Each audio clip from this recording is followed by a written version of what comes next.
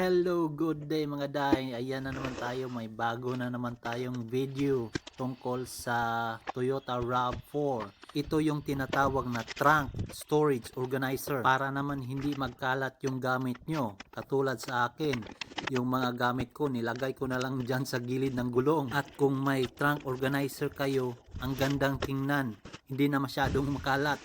At ang kagandahan nito, hindi na po mabibend ang floor ng storage nyo kasi may gap siya na almost 2 inch from tire to floor cover. So kung maglagay ka dyan na mabibigat na bagay, mabibend po siya. Pero kung may trunk organizer ka, hindi na siya talaga mabibend kahit gaano pa kabigat ang ilagay nyo dyan sa likod. Kaya para sa akin, recommended to sa may mga Toyota RAV4 from 2019 to 2025.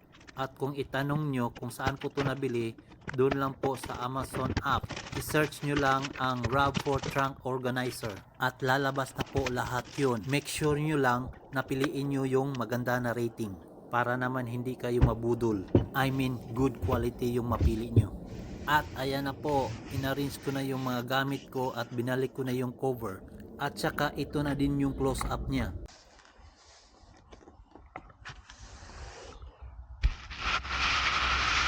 At kung napapansin nyo, talagang fit na fit siya.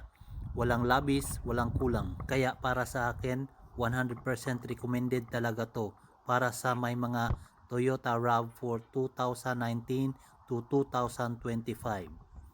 At dito na nagtatapos ang video natin. And shout out pala kina Jahem, Chulo, Hakuna, Sueco family, and belated happy birthday kay Leah Jane Luzano.